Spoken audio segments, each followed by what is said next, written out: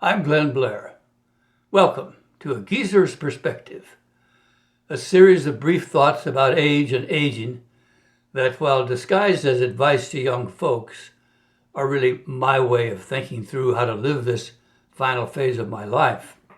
Although I guess whatever our age, we're always in our final phase. Mine's just a bit more obvious. I'm old, and I have COPD.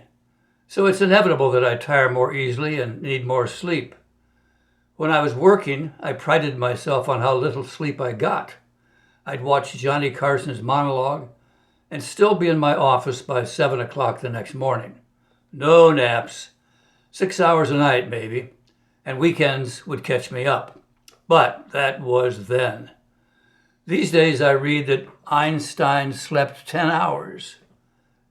And that Tom Brady, LeBron James, Oprah, many high performers need 9 hours plus and some naps occasionally. Makes me wonder how much I need because I often feel tired, uninspired, and lazy. I don't actually know how much sleep I get now.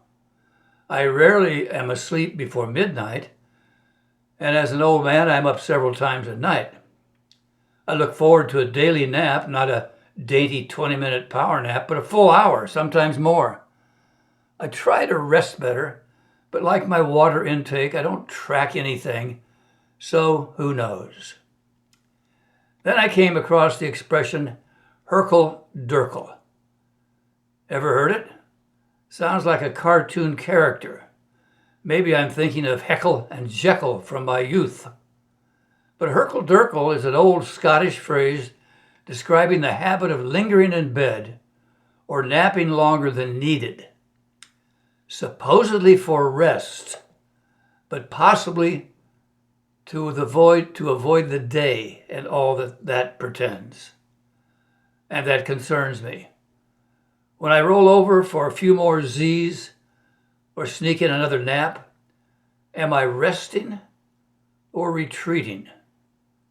Retreating from a world where everything takes longer and is more difficult. And truthfully, extending my sleep isn't always restorative. I don't wake up raring to go.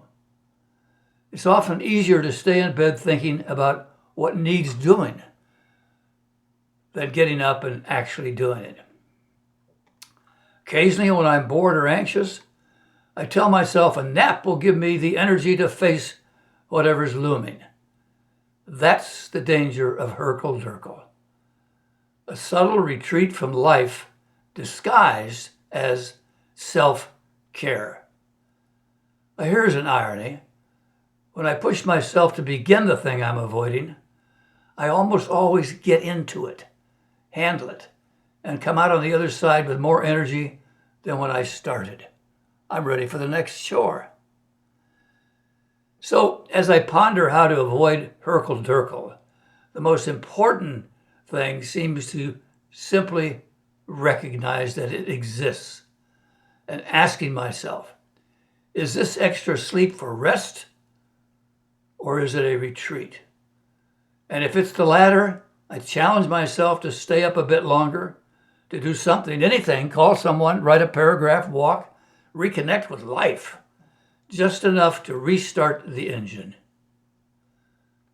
We work so hard to extend our lives, exercise, diet, all that, adding months, years, more time in the big sense. But we can also add life by extending the good hours within a single day. By noticing when Hurkle Durkle is pulling us back under the covers, we can reclaim some of those hours. Maybe that's another way of creating more good moments, not by living longer, but by living a little more of each day. I often end these rants by saying, time for a nap. I certainly can't do that, so maybe I'll just drag out all the junk I've hidden to do this and put it back on my desk where it usually is.